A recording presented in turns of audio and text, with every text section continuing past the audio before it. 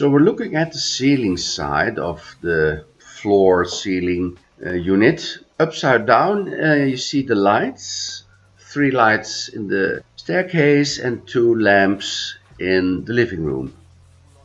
Yes, the lamps are functional. Now we're looking at the floor side of the unit. And I'm putting the floor ceiling unit on stands so I can see more realistically from different sides and with the hanging lamps. So you're looking at the ceiling now. Close-up of a Tiffany style lamp. This is just a general check. A better video will be made in a later point of time. I have a bit of problem with the autofocus of my Samsung, but well. I got a LED lamp with a 3-volt battery.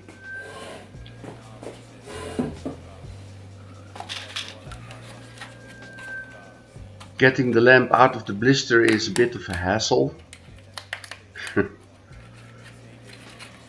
Well.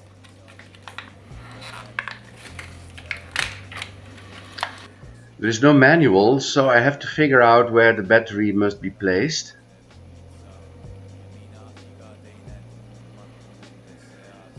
It's probably made in China, but that's okay.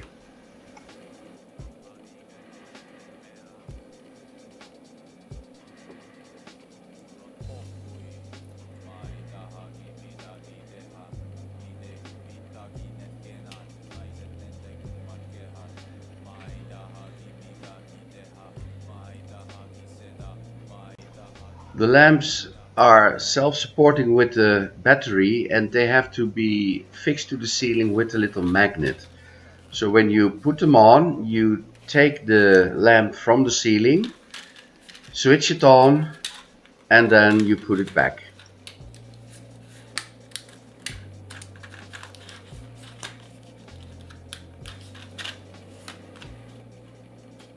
Because there was no manual, I had to puzzle a little bit, but that is okay.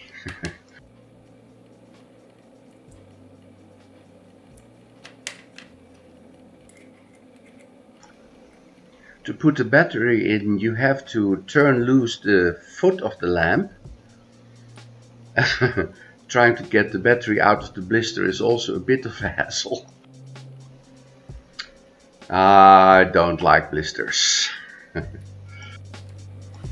So I figured out how to put in the battery. You have to turn loose the foot of the lamp, and in the foot is a tiny micro switch, and you can switch on the light with the switch. The foot will be fixed to the ceiling with a little magnet.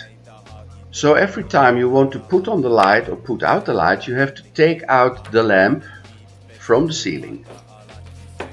I don't like this system, and I think I will rebuild it so that the lamps can be switched on and off individually, and I have to solder some wires and put a resistor in series, about 470 ohms.